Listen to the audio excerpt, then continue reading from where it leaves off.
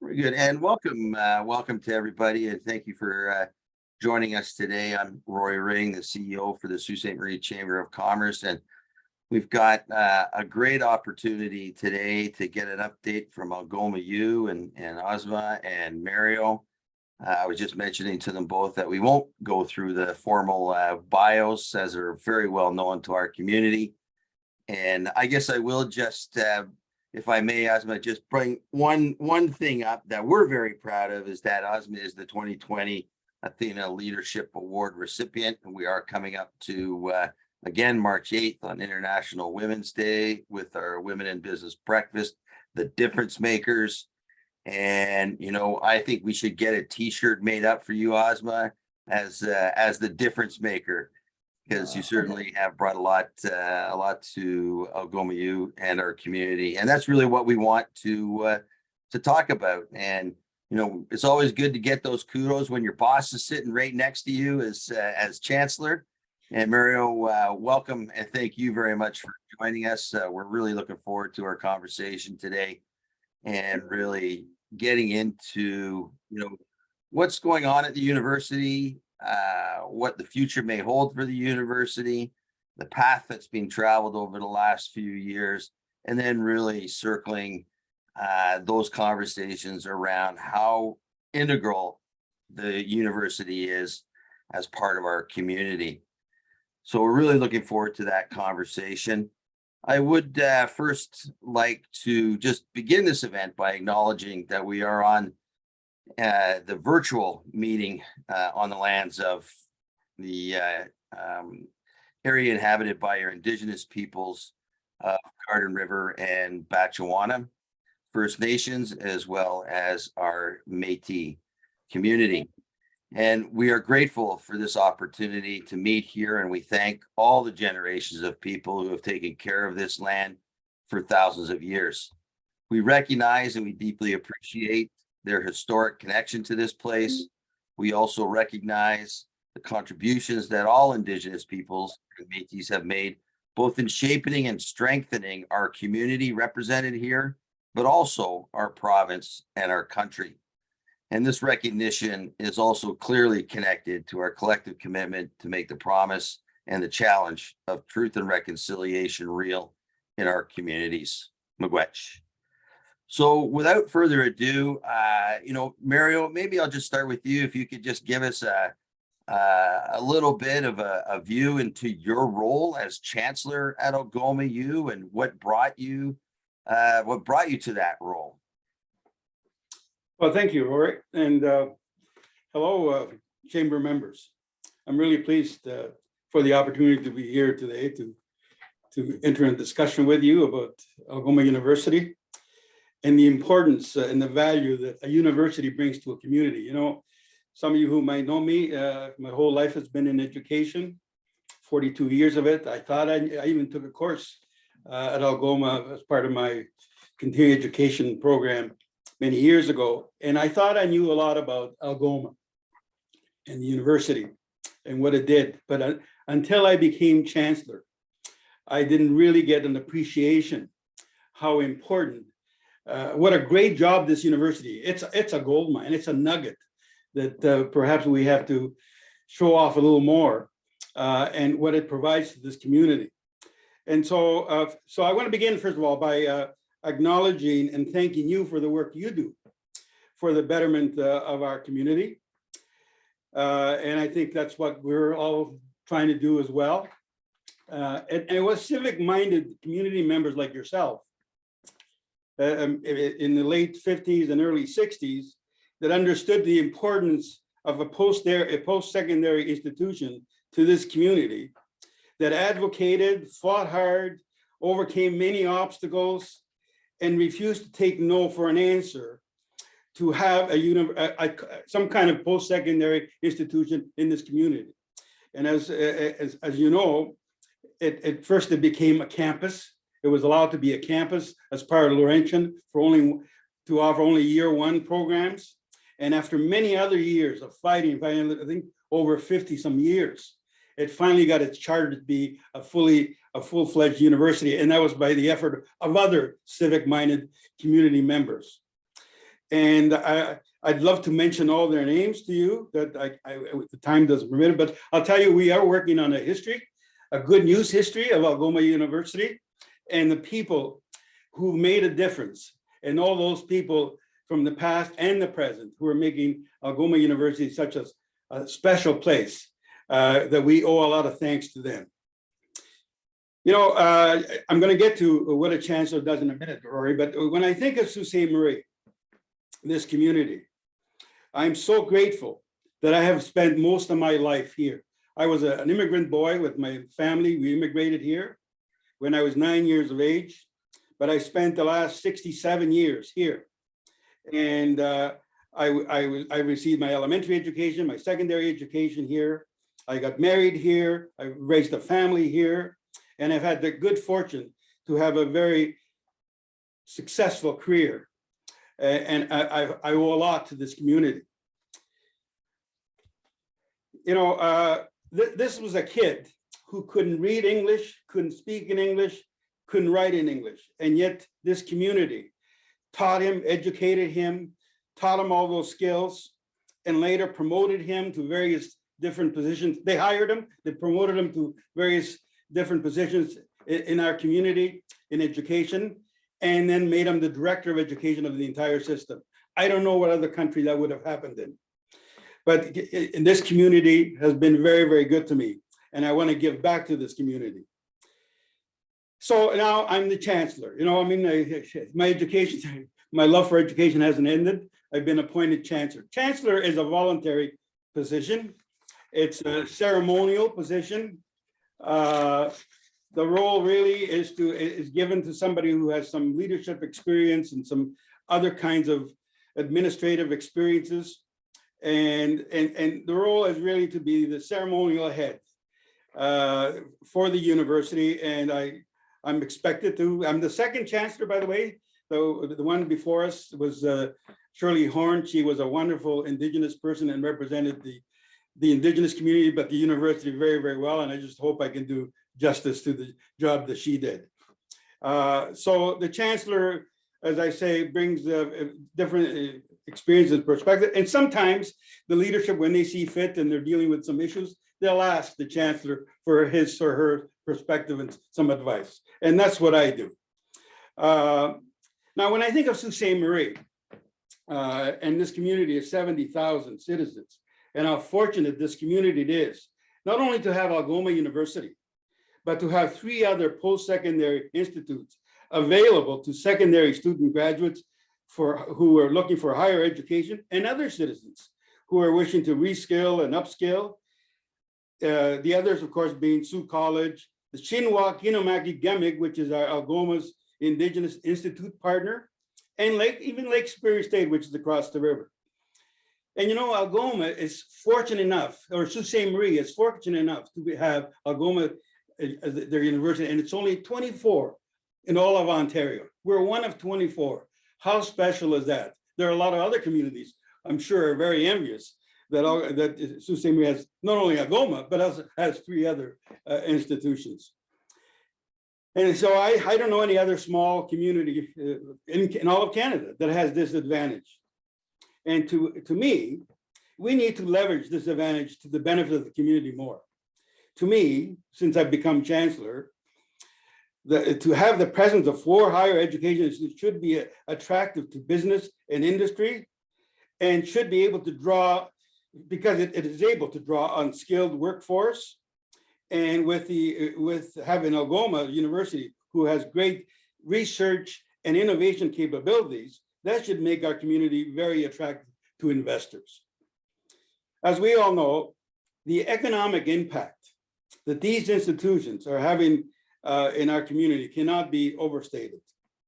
Algoma alone, and I think Asima might talk a little bit about this later, provides 1,600 jobs to this community in terms of faculty and staff positions, as well as ancillary positions such as maintenance, food service, and some others. The total economic, and I think we're underestimating this when I've looked at some other universities in other communities, the total economic impact that Algoma provides to Sault Ste. Marie is about approximately $95 million. That is very significant. So you can see why I'm passionate about not only what Algoma does for students and the quality education, and I'm sure you're going to hear a lot about that when Asima talks a little bit, but the economic and the social and the cultural and the artistic value to this community. It's really understated. So we're very fortunate also at Algoma because we have ties to our Indigenous history.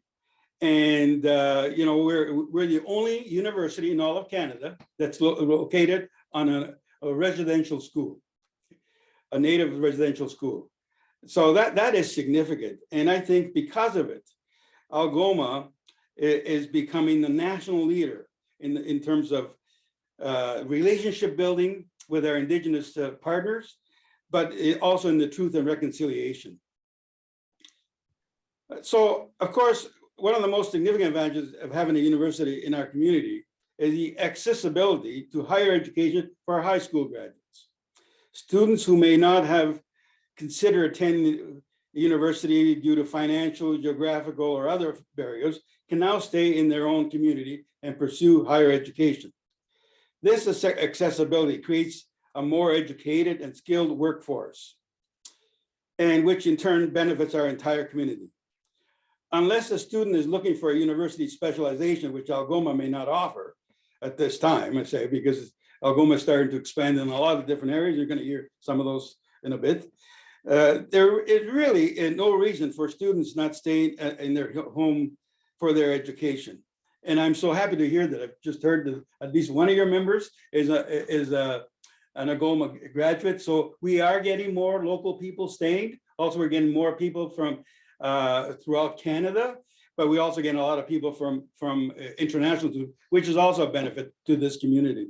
And I'll talk about a bit of that.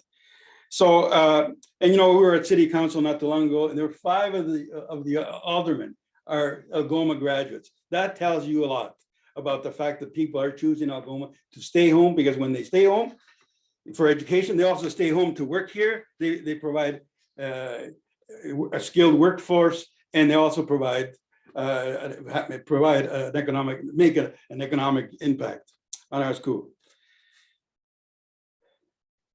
You know, but it's not just high school graduates who benefit from the university presence. The university also serves as a resource for those in our community who are looking to reskill and upskill, as I mentioned. Through continuing education program, adult learners can pursue additional training and education to advance their careers and to learn new skills. This accessibility to learning and training ensures that our community remains competitive and relevant in a rapidly changing economy. Furthermore, we must also consider the financial and labor impact that students, whether they are local, domestic, or international, who choose our community for their studies, have on our local economy. Students spend money on housing, food, transportation, services and goods, and providing a significant boost to our local businesses. This spending helps to create and sustain jobs, as well contributing to the overall prosperity of our community. Additionally, many of these students who attend our university hold part-time jobs in our community, providing valuable labor to local businesses. These students are often highly motivated, responsible, and eager to learn, making themselves excellent employees. In many cases, the students choose to stay in Sault Ste. Marie after their graduation, and we certainly benefit from that. And so I'm so pleased to have had an opportunity to be here and to enter in the discussion with you. And I know you're going to hear Asima talk about some of the key things that Algoma is doing. I am so impressed with this university. I feel really honored. It's a privilege for me to be associated in my retirement here with a post-secondary institute like Algoma. And I can't say enough about it. And I know that you share with me the importance it has in this community. So here we are. I kind of set the stage why I'm passionate about this thing and this education system, not only from elementary right to post-secondary now is my calling, and I'm proud to be part of it. Fantastic. Thank you so much, Mario. We really appreciate that. And just before we get started, I just want to recognize Chief Andy Rickard has joined us, and welcome, Andy. Appreciate you being here. But also my friend and a former chief of Garden River, Daryl Boisneau. And I haven't had the opportunity to see Daryl in a couple of years because of the pandemic. So I'm pretty sure I owe him a couple of lunches, and you come collecting, please, Daryl. Great to have you. Great to have you on board. Also, we were joined late by another board member, Ian Grant. He joined our board just a couple of years ago and is a new business owner here in Sault Ste. Marie after acquiring Algoma Technology Services, or ATS. So thanks for joining us as well.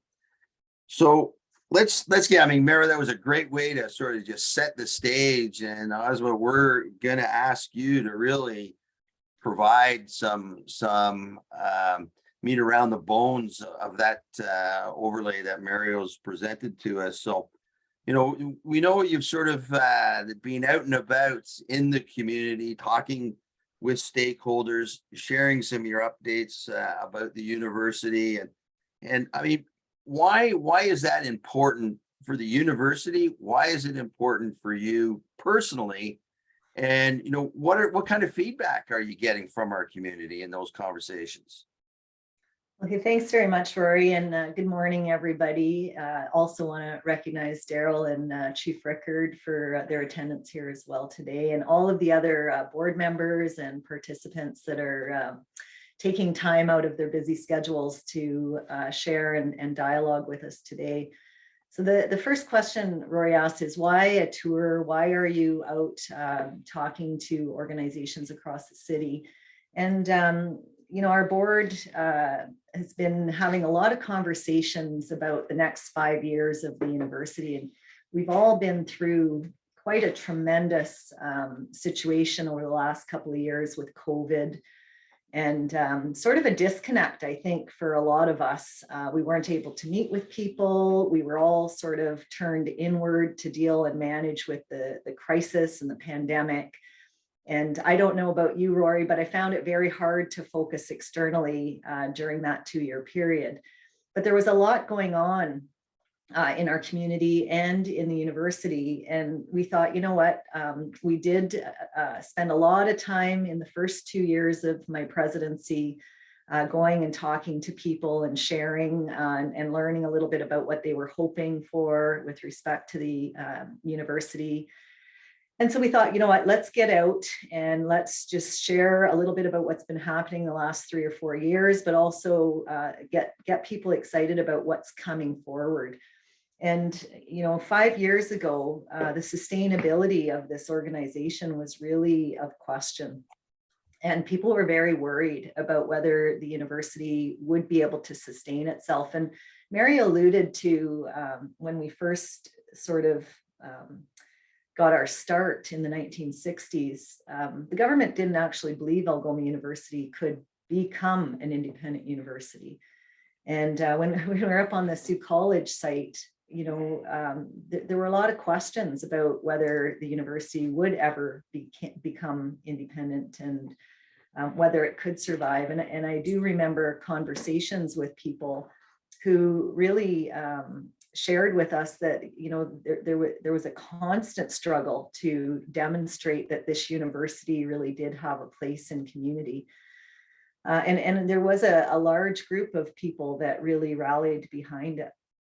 Today, you know, we've just come through audit, and we're coming through the consultations of a strategic plan that's going to drive the next 3 to 5 years of the university forward. And it's a different story today.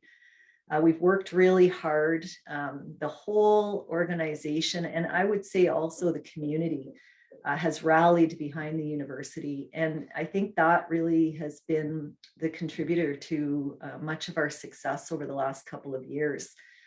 Some of the funding agencies that came forward when we needed to put IT and technology into the building, that really sustained us through the pandemic. The international community that has been really interested in Canadian universities we've now got students from over 60 countries coming to this university. And it's such a multicultural mosaic now. And I think we're seeing the impact of that within our community as well. And we're excited about that. So I think we're here today really to share, to continue to build relationships, to reconnect, and to talk with folks about what we're doing and what your aspirations and needs are, particularly the businesses and local businesses, what your needs are, and how we might continue to strengthen partnerships and work together as we move forward in this post-pandemic era. So that's sort of the thinking. We've been out to school boards. We've been talking with different groups like Rotary, City Council, and just sharing a little bit about what we're up to. No, I think that's that's really important to be connected to the community as well. And I want to introduce another board member that we have. Carolyn Hepburn has just joined us. And Carolyn, sorry I missed you, just the way my screen is laid out. I had you tucked away in a corner there. So Carolyn has recently joined our board of directors as well. So you can see much like the leadership around the university, we are really trying to make sure that we look and feel like our community and ensure that we have good representation from the various not just sectors, but cultural groups as well. And obviously we want to reflect that we have a very strong commitment within the business community towards economic reconciliation. And I think the university will play an extremely important role in being able to achieve that, but also in being a leader in that area, in particular, just provincially and federally. So it's great to see, and just to reflect on Maria, your comments about Algoma U being on the site of a former residential school, SKG, and the Chief's Library, the role that will play in really demonstrating the history and the connectivity of our community, to the lands and as we proceed. So, one of the biggest issues when we talk about the business community is the need for labor. And we know, Asima, you spoke about the impacts, and how things have changed because of the pandemic. We knew that there was a skills mismatch prior, to 2020. And we've now seen just an incredible fallout of people reassessing their careers, retraining, finding new opportunities, perhaps even leaving community for those opportunities. And where in your discussions, as you connect through our stakeholders and through community, where are you seeing the role for the university in addressing that key element of economic sustainability for Sault Ste. Marie? Great question, Rory. And I think there's sort of two parts to this question. One would be, as the university continues its growth, there is an obvious connection here. I would say in the last couple of years, we've actually added 50 new positions to the university. And, we're talking about very high quality professional positions. People are relocating families to come to take on these new positions.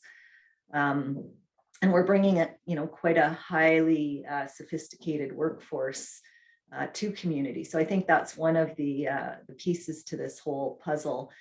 The other part of it is we've just finished a study that really focuses on the economic impact of the university and community. And we do share those stats out with people, just again, for people to understand the importance that the university, the college, and other higher education organizations can and will play in community. So right now, 1 of every 28 jobs in Sault Ste. Marie is supported by the activities of Algoma University and its students. And when we think about that, we think about local restaurants, grocery stores, transit.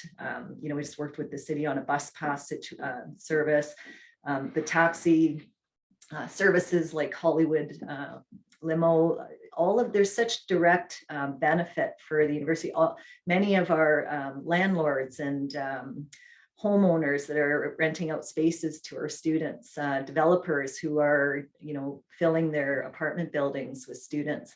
These all have direct impact on our local business community, and we're excited to see new grocery stores even popping up. We have an East Indian grocery store in our community we never had before. We have students opening up East Indian restaurants and becoming entrepreneurs in our community. These are the spin-offs to what happens when we start to grow and develop our labor force.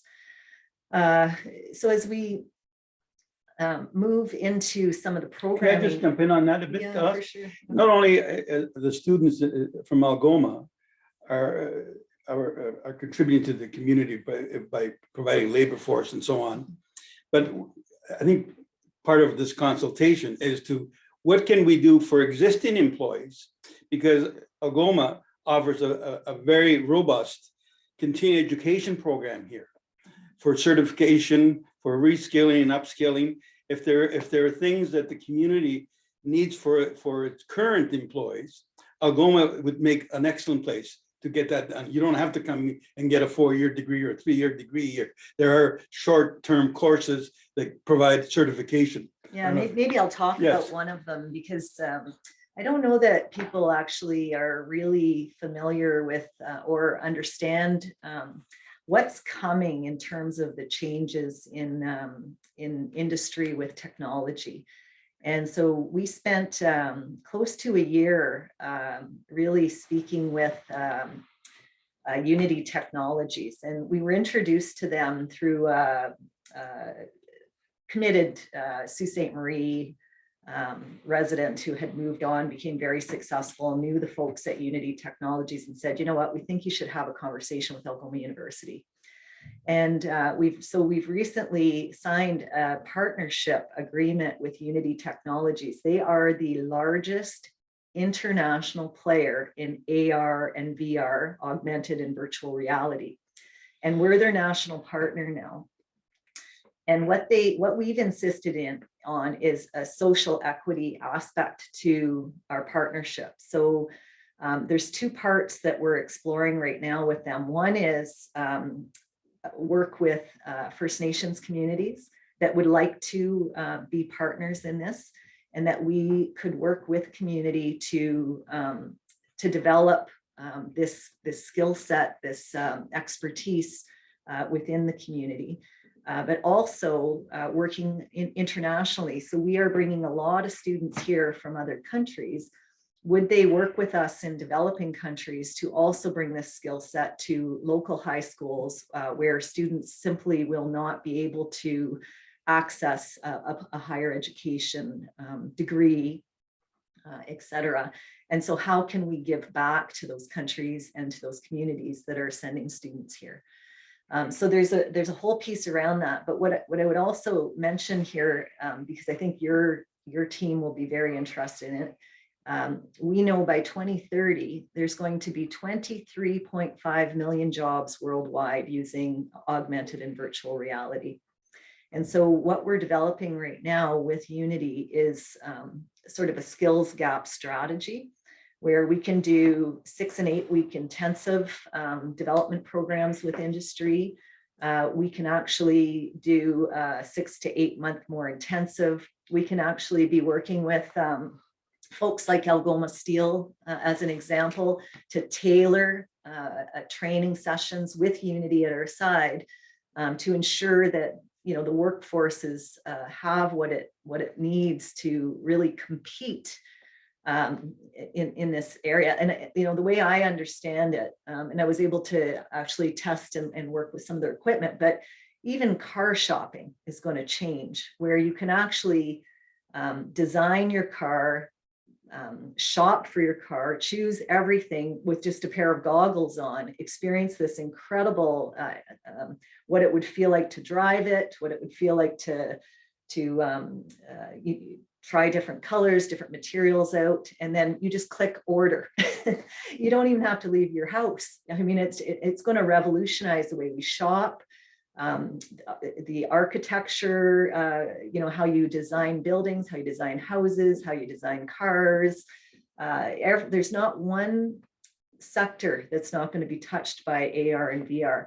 So, very, very exciting to see this coming to Northern Ontario. And over the next 2 years, we'll really be developing that piece.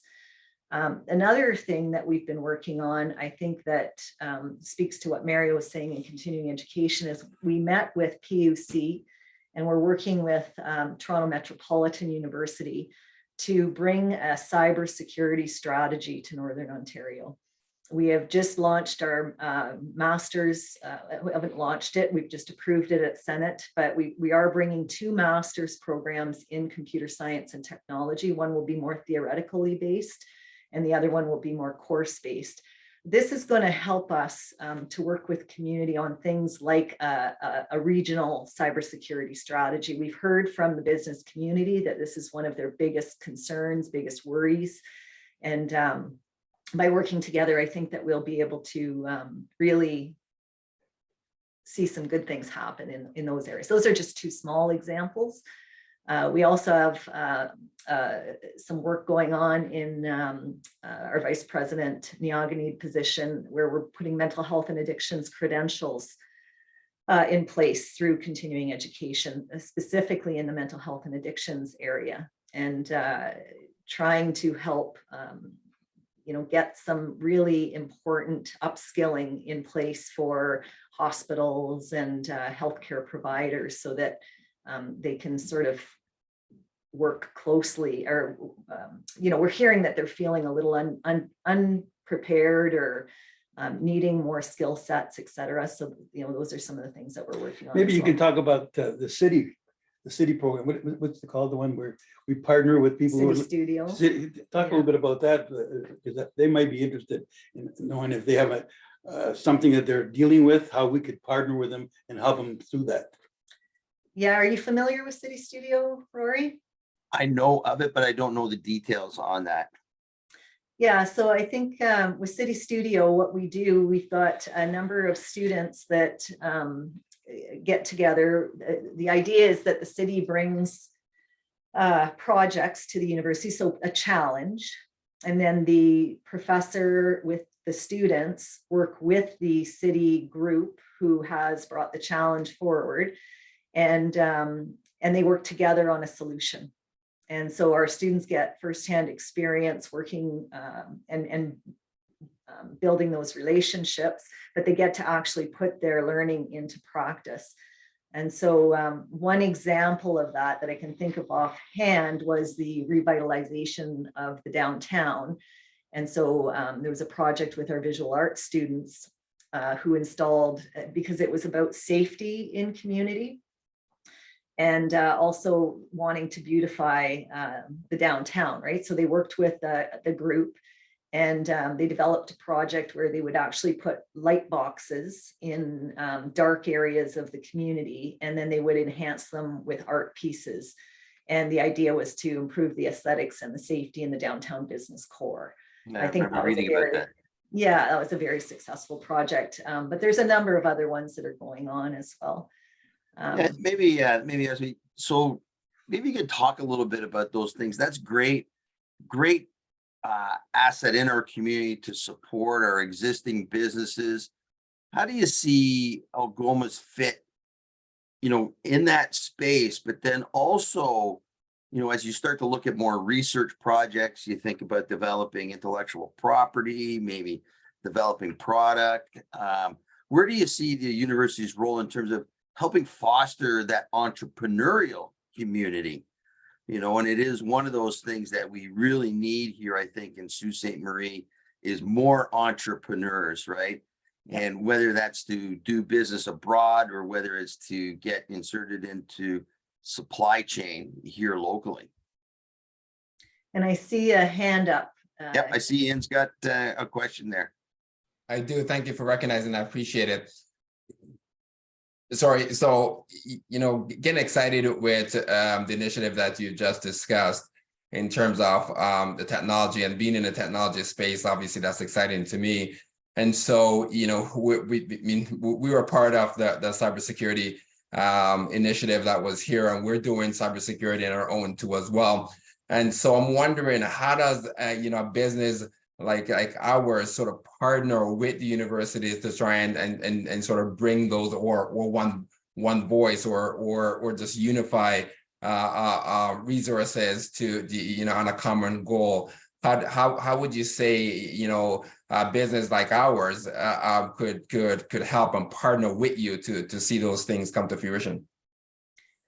Yeah, and I think we're just developing the cybersecurity strategy, and we want to do that with businesses like yours, Ian. So I would say give us a few more weeks to get a call out for people to sit on a committee to advise the university.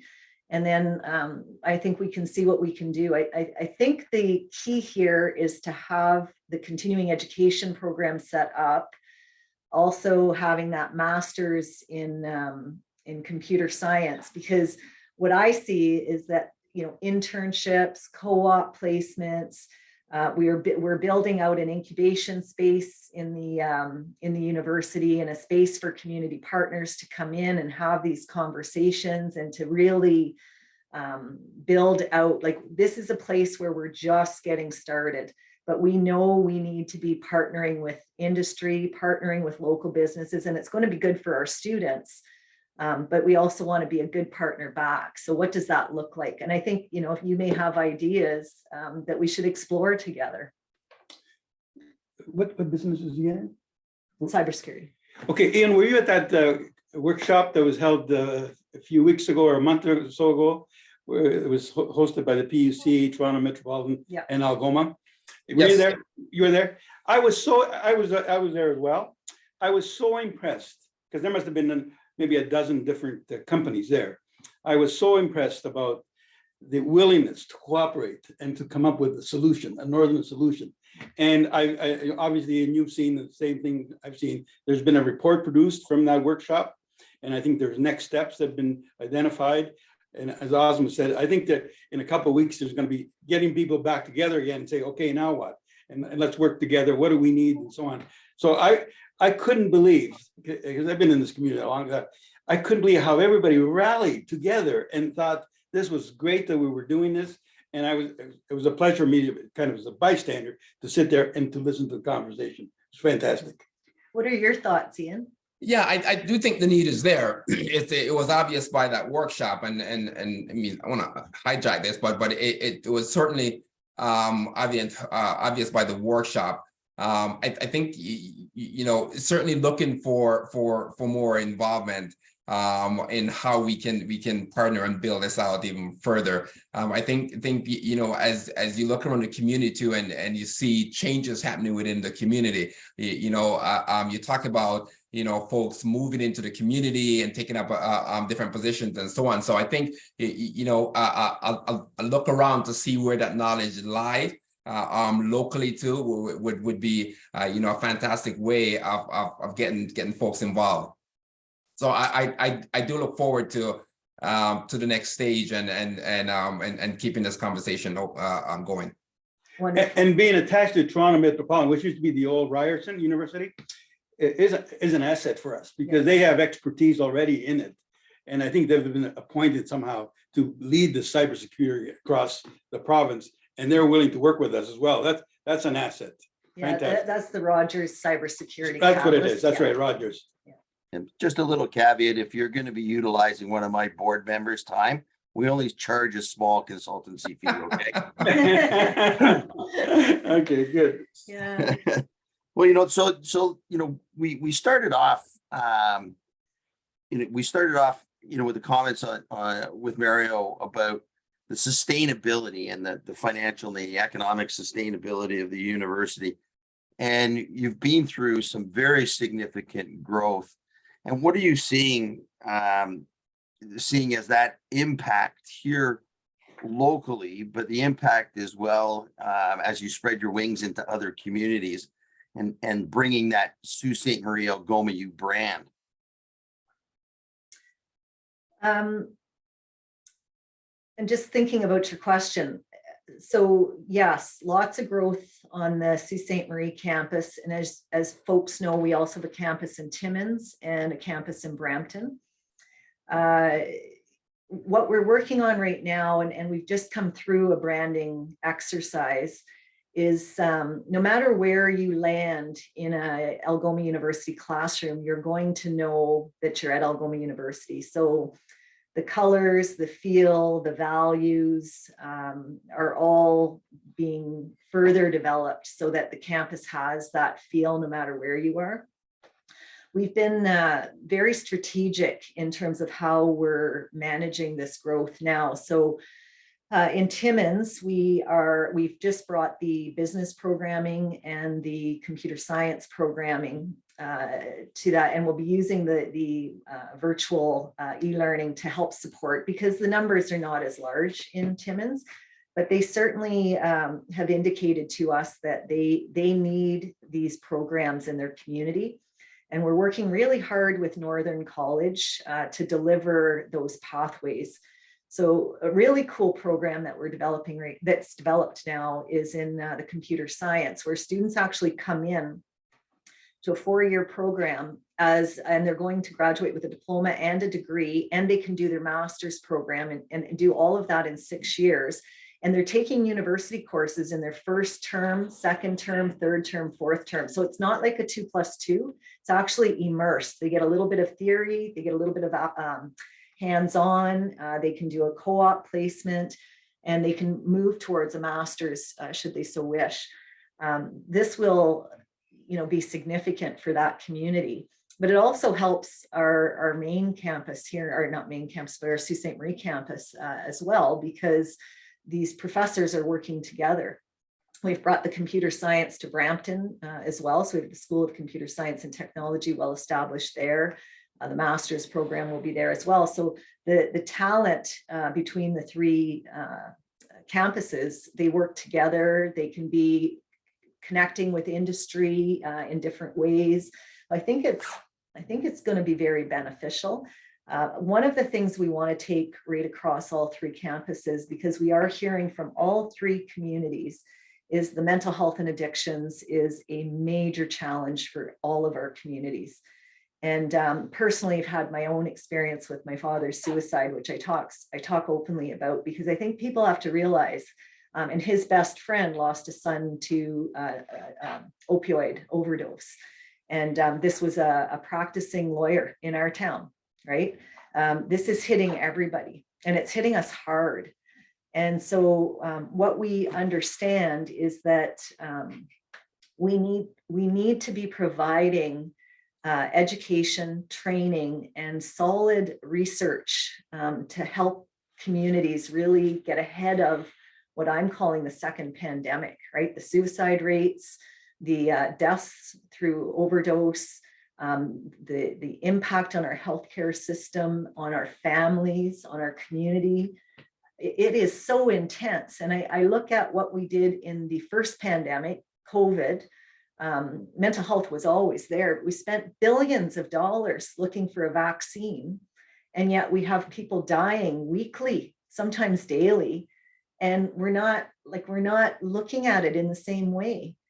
And our university, I think partially why we're so intensely focused on this is because we understand from hearing from the survivor community, the stories of trauma and the impact on life as adults, and the impact on the community and the families. And now we've got many people coming as refugees to our communities, Brampton, Sault Ste. Marie, and Timmins, who have experienced very, very difficult things in their life.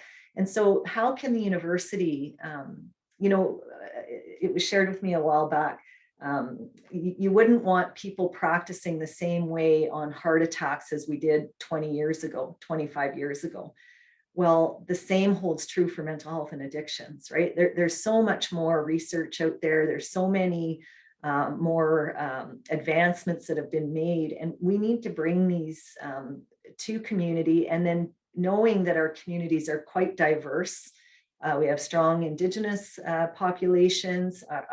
In Brampton, we have a strong Black community, South Asian, and you know, when you look at Sault Ste. Marie and Timmins, we're seeing a lot more diversity on the streets. We need to have culturally appropriate and trauma-informed approaches, and we need to be working with community. So we're going to take a pretty significant focus on this over the next 5 years as we develop our health science program, which is just getting out of the gates. We're going to put a significant investment in it. We've just signed, we're about to sign an MOU with the Northern Ontario School of Medicine. We want to support an expanded presence for NOSM here in our community. And we want to, now that we can offer master's and PhD programming, we want to work with them very closely to develop this aspect of our programming. And they're being an amazing partner. They see the need, they want to work with Sault Ste. Marie, with the healthcare, and do whatever that they can to help support us as we move forward. And you know, as you said, we're not doing it alone. I mean, you're establishing good partnerships, Algoma is, with Sault College, Sault Area Hospital, the Indigenous partners, Yeah. and NOSM. That's going to be fantastic for this community. Yeah, and we just I think signed you could even extend that partnership, if I may, into the business community, because it's not just a general public issue. I mean, when you talk to our business community, these elements are really top of mind as well, because you want a healthy workplace to retain, but also to attract talent. And, you know, from the opioid, you know, businesses tend to be, you know, the recipient of the crime that's related to those addictions. And, you know, there tends to be a bit of an assumption that, oh, well, it's a break-in, the business will just cover it off in their insurance, where the realization that there's a $5,000 deductible and that kind of comes out of pocket, it's different than residential. So we need to make that connectivity between the addictions and health and well-being in the workplace and for the business community as well, let alone just talking about the entrepreneurs who were behind that business, who really, you really don't have anybody looking after them. And they need to be involved in these aspects to make sure that they're being taken care of as well.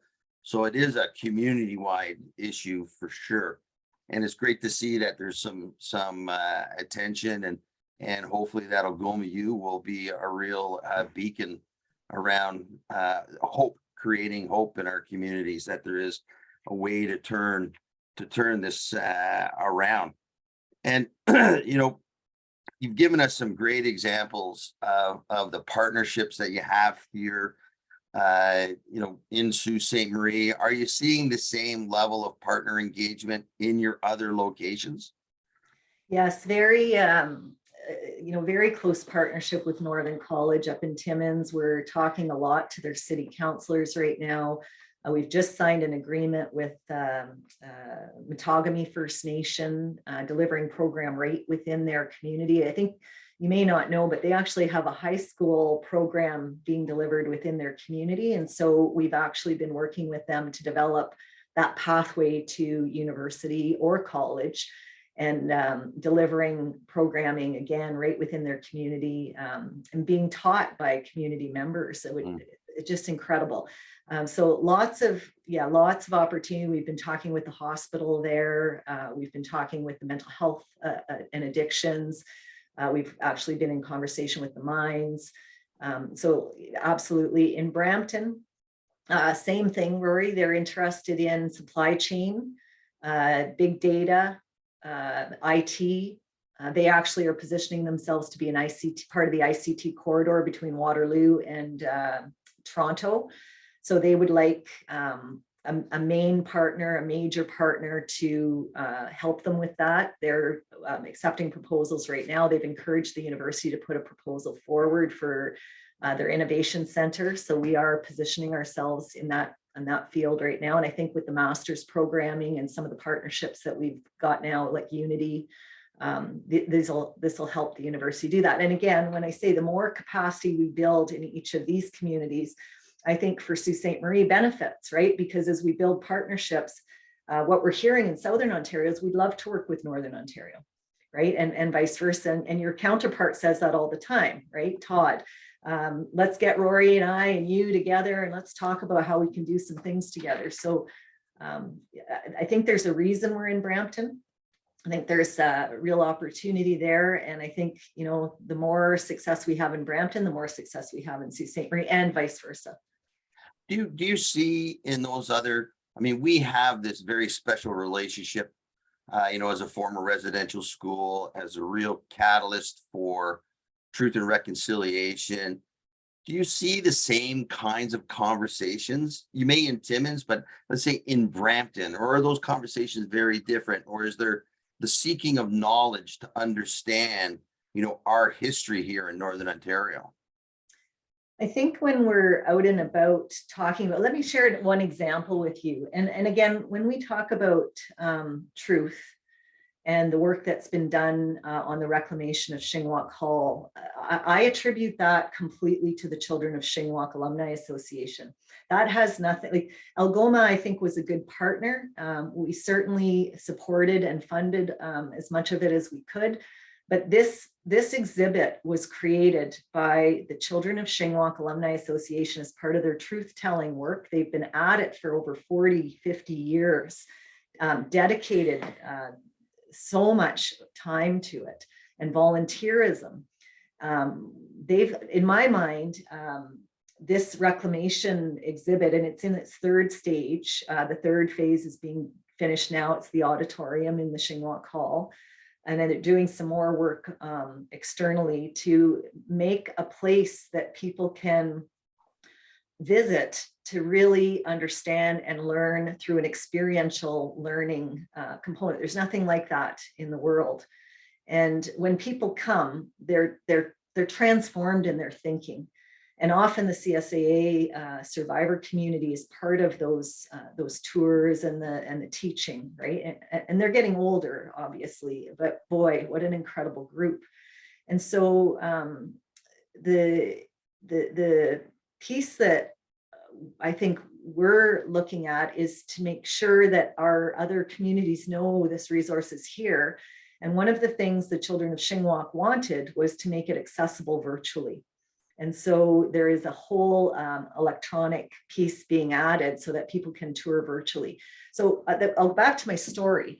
When we unveiled the Reclamation of Shingwauk Hall exhibit in 2018, just before the pandemic hit, there were two gentlemen that came from Brampton, and they actually have, we lease buildings from them. So they were talking to us, and I was sharing about the work here, and they said, we'd like to come and visit. And I said, well, you know, we're actually doing the unveiling. It would be a great time for you to visit. They came, they flew up. They were so interested in what was going on, stayed in a hotel here, and they came and they heard the story of the Crying Rock.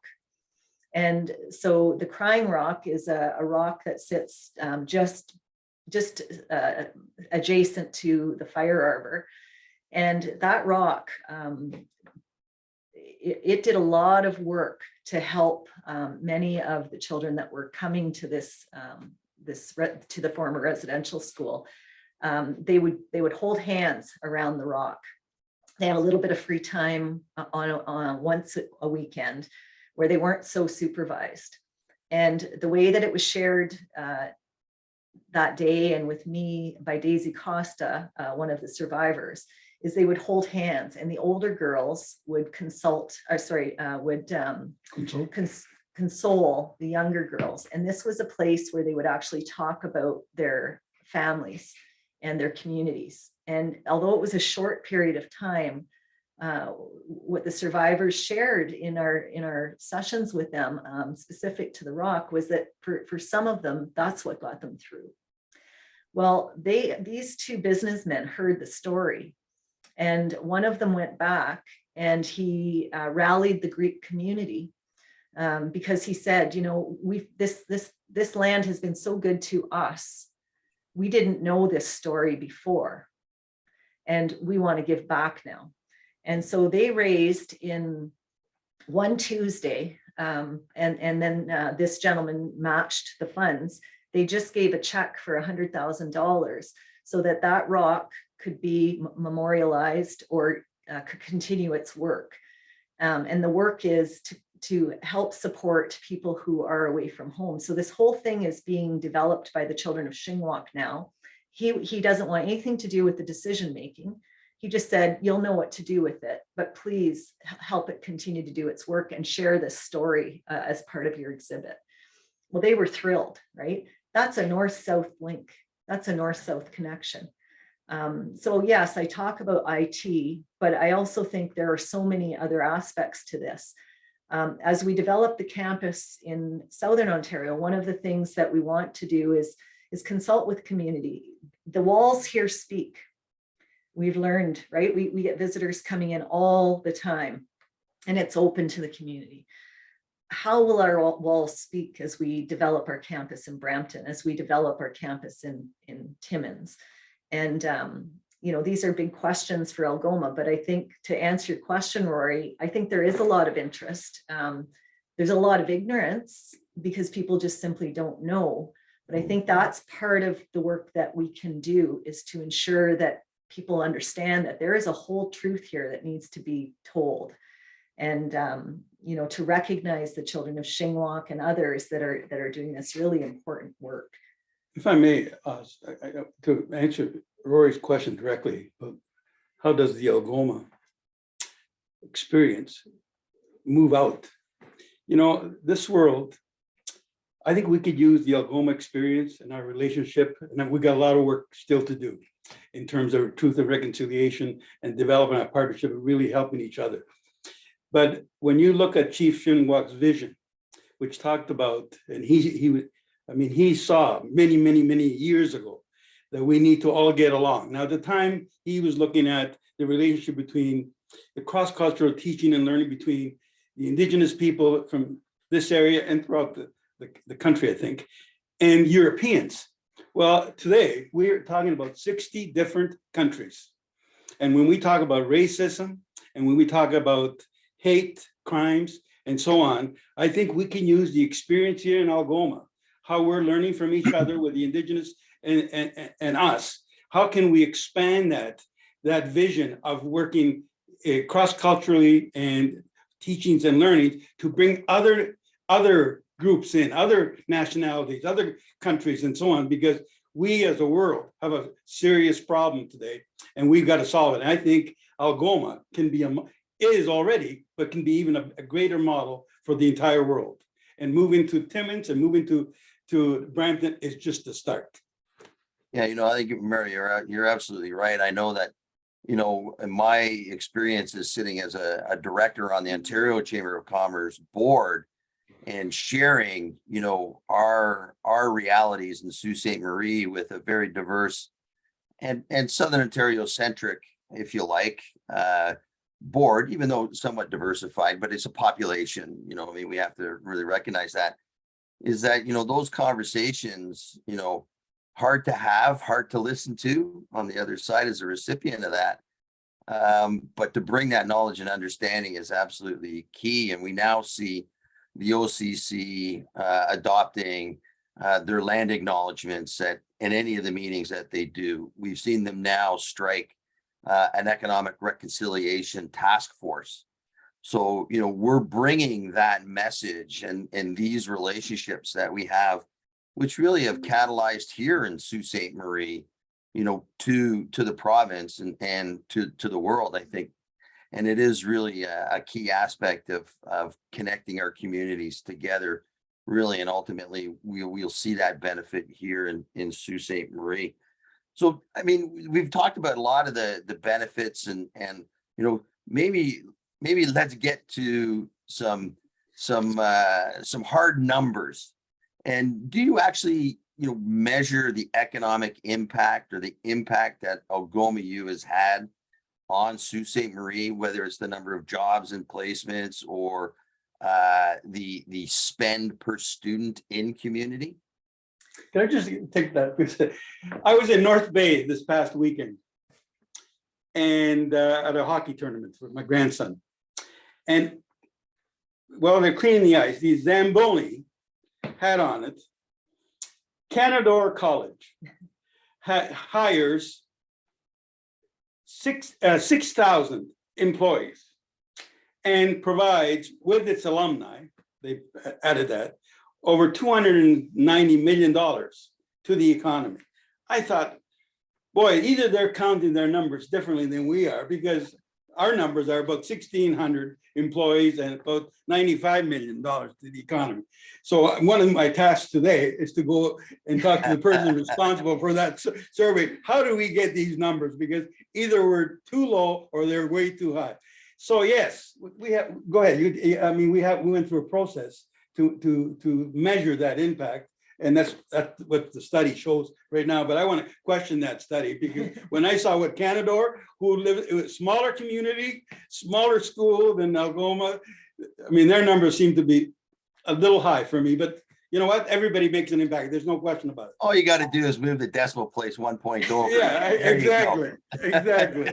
I mean, Pretty easy, Matt. we did get asked that question a lot, Rory, and Yeah. the fact of the matter is we did have MZ come in. That is a company that does use quite an extensive process.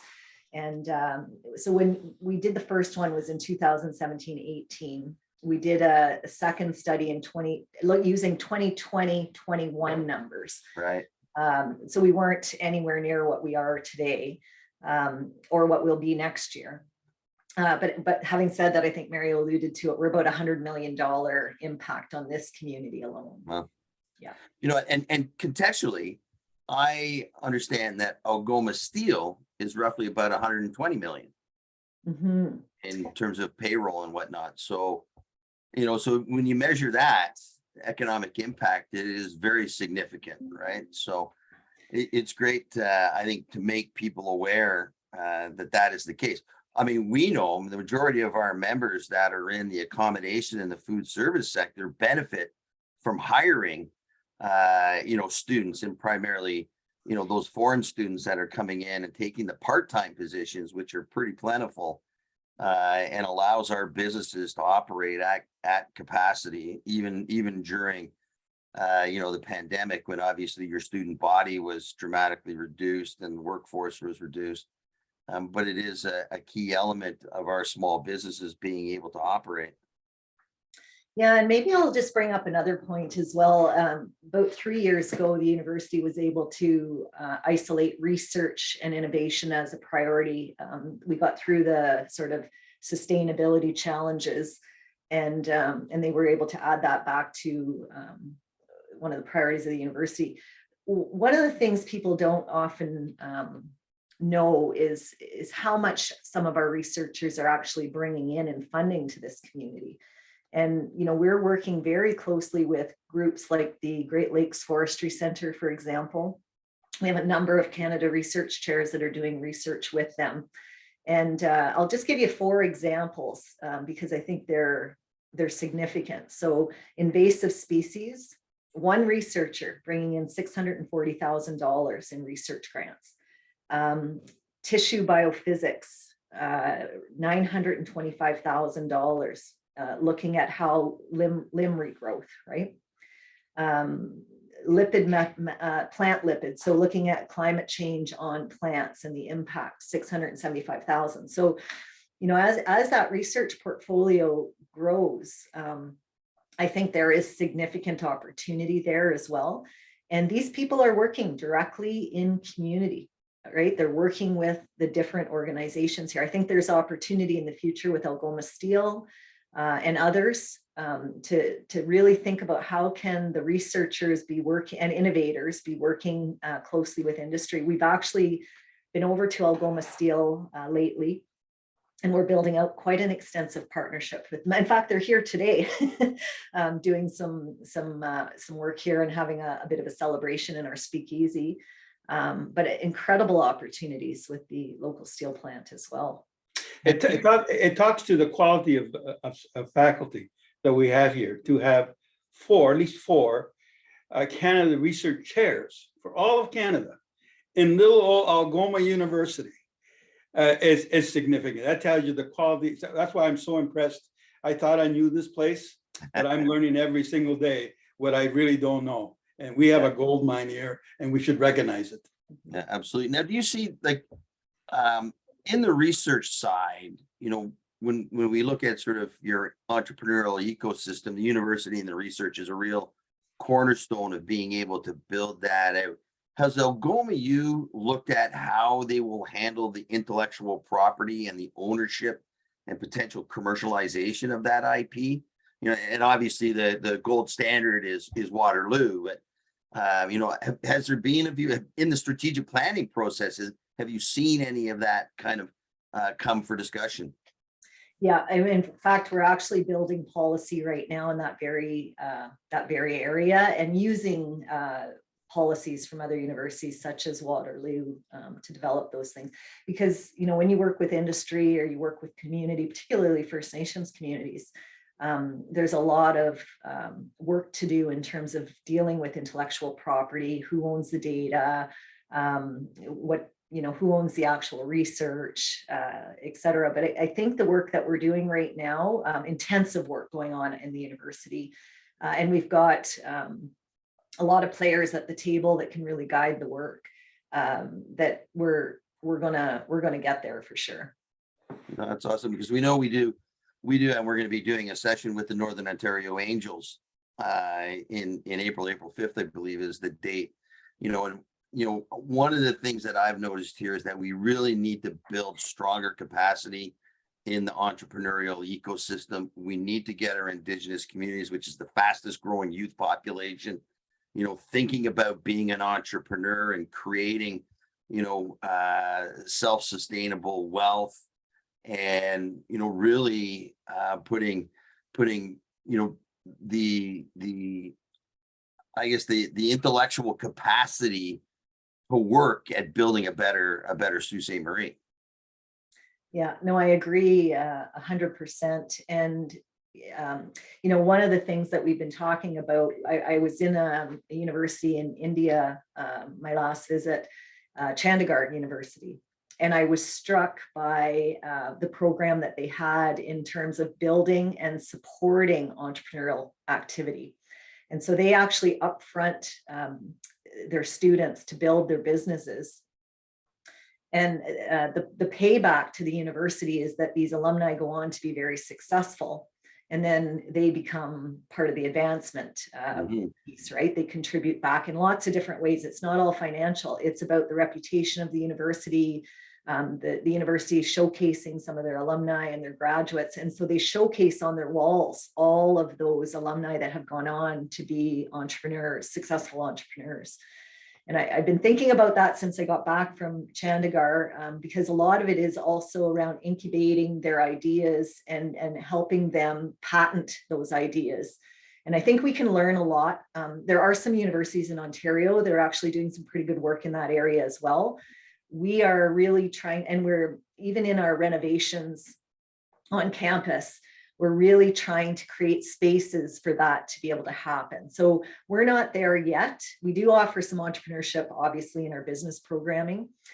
We're not quite there yet, but we are heading there. And I think over the next 3 to 5 years, you'll see us doing some intensive work. Brampton is also very interested in this area. They've got what's called the Beehive. And I think I'm actually maybe going to be in Pakistan at the same time as the EDI and mayor is going there, because they are talking to different countries who know how to do this really, really well. And they're trying to attract businesses into their communities through some of the supports for these startups. So I think, you know, again, we might be able to learn from what's going on there here, and think about how do we actually go out together and attract these businesses to come into our community. And I think Sault Ste. Marie is actually very, very lucrative to business startup. With the Internet of Things, business is different now. We can do a lot of things. We need to figure out how to manufacture and ship, right? Build the product here, manufacture it right here in Sault Ste. Marie, and learn how to sell it all over the world. And I think we know that other countries have learned how to do this really, really well. How can we support our communities to really get into No, that? absolutely. You know, and one thing that a lot of people don't know is that Sault Ste. Marie is designated as a free trade zone when you are looking to bring components, add value, and reship. You don't have to pay the excise duties related to your inputs when you're looking to export your final goods. So that is, a very advantageous element that we have in Sault Ste. Marie. We're right next to the border. You're within a 5-hour drive of the largest market in North America, really, when you count Ohio and Michigan. And there's great opportunity, I think, for us to start really getting our entrepreneurs to think about export. We run a trade accelerator program, and we're surprised at how few Northern Ontario business we have participate in that. And we need to start thinking more about those kind of things. And I think that's really where Algoma U can really help drive some of that forward. And then, I guess when we think about the future, and we got about 15 minutes left, and I'll ask this, and then maybe we can open it up to the floor for some questions. And you're going through the strategic planning process, I get, but if you were to turn your own mind's eye for you, Asima, and then same question to Mario, what does the university look like in 5 to 10 years here in Sault Ste. Marie? Well, it's a good question. And probably the answer is, I don't know yet. I think that the feedback we've been getting into the strategic process will actually provide the roadmap to where we're going. What we are hearing is people want us to get into healthcare. There is a huge need in our communities and in Northern Ontario. We're doing a scan right now to say, what are the other universities really good at? Are we getting enough graduates out in those fields? Are they coming and working in Sault Ste. Marie, Algoma, and this part of the Northeast region? And if not, how can we then position ourselves? So I see the addition on the science building being very, very important. I think that more and more people will come to this site to learn the truth of Canada's history, particularly that time period of the residential schools. And that, as we look at buildings like Makwawakaigan, that we'll see lots more conferences and discussions, international conferences. We have a national conference going on right now here that was put on by the Ontario Native Welfare Association and Nordic Research Institute. They have a national dialogue going on around health in community, in First Nations community, and they're in quite a dialogue here this last couple of days. I think you're going to see lots more conferences, research symposiums. I think you'll see about 66, well, probably be over $100 million in construction, renovation. You may see us expanding out into other parts of community. There'll be a new residence built at some point in the next couple of years. But I don't think you'll see us lose our value system. Yeah. And we're really trying hard to understand what makes Algoma unique. We know the small class sizes, the intimate experience, the social equity piece that we really instill in our graduates, the cross-cultural understanding, that work that we do in classrooms to bring multi-world views in. So no one culture ever seems to think that they can usurp their authority or power over another one. We're talking a lot about what do we want our graduates to graduate with as those outcomes, right, that make them the future leaders. If I were to get what I wanted. That's it. There's a Really, blank a check for you. president has no check. power. I learned that when I first came in. It's all influencing. But you know what? We live in the heart of the Great Lakes, one of the largest freshwater resources in the world, and we're not taking care of it. And we know that the world is losing their freshwater sources. And yet we seem to be thinking that this is going to be there forever and ever. When I hike in the summer, I drink right out of Lake Superior. And I can do that. Well, I want my children's children to be able to do that. And every time I go out into the world, anywhere, I look at their freshwater sources. And I got to tell you, it's pretty damn scary. Damn scary. Mm-hmm. And if we think that this freshwater resource isn't at risk, we got a major problem. So I would love to see Algoma University from a multi-world view and Indigenous informed way do something really substantial in the area of water protection. Some people say it's not water protection, but it's taking care of our water, looking after our water, seeing our water as a living thing that needs to be respected. And there's some great things happening around the world that we could really learn from. So I hope we can get into some of that, that work as a university. If we can have and make a difference on this darn pandemic that is really hurting so many families and people and really having quite a detrimental impact on community. And I think that's one of the actions we're taking up as part of our answer to the calls to action. The survivor community is really helping us to get the truth out, to understand the truth. What is Algoma University going to do? We think that our place is probably to really work hard on our social work programming, psychology, health science, to get, and the research area to support our communities with this #1 challenge. So 5 years from now, I would want to see that we've made a difference. Less people are dying, less people are overdosing, we have less homelessness. And that's not the university, this is the whole community. There are a lot of people working really hard on all of these things, right? How do we do our part, I guess would be.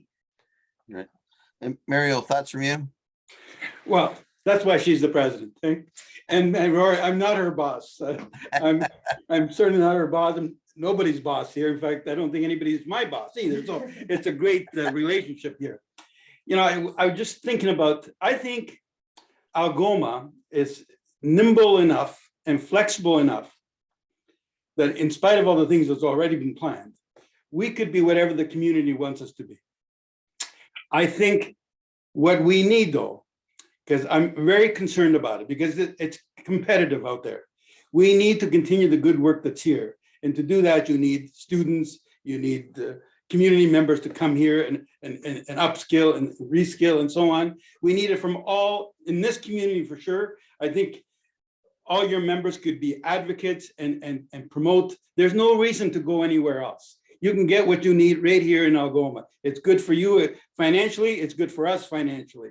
We need to get all the people in Northern Ontario. Our original mission was to serve as a general arts program for all of Northern Ontario primarily, but we can move to other parts of the province as we have done.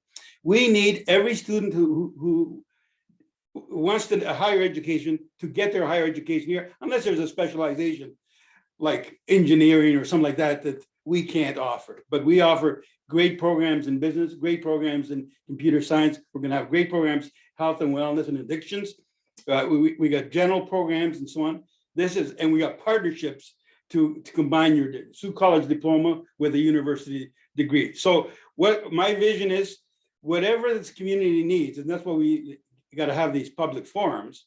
We want this university to be able to adapt to it and provide that because this is a gold mine here, and unless we use it, we're going to lose it. Well, and Mario, I'm going to jump in as well, because I know there's a couple people from Sault College here, and I mean, what an incredible partner. Absolutely. Right? So just to give you a sense, right? Yesterday we signed 2 partnership agreements, and basically what it does, I mean, it was in the field of social service and social worker, but students coming out of high school now in 6 years could be doing their college diploma, their university social work degree or psychology degree, and then go on to their master's. I mean, and they can stay right here in their community and do that. And Sault College has been working with Algoma on a number of these agreements. That's yesterday's, right? We have them in computer science, we have them in business. And I think, we continue to talk about partnership. Shingwak Kinomogagamik, lots of partnership conversations going on with the university and the Indigenous Institute. So I think there's, and Lake State, lots of possibility with Lake State, particularly on the Great Lakes and the water research, right? So I think there's so much here of untapped potential. So where will we be 5 years ago or 5 years from now? I don't know, but I think if we all keep working together, and that's been the key to Algoma's success. Algoma didn't do it by themselves, right? It was about people getting behind this university, and really, we needed partners, and people have really embraced that. And I think that's what it's all about. No, that's fantastic. We've got about 5 minutes left. Is there any questions? Any questions from our attendees? Please just unmute and jump in.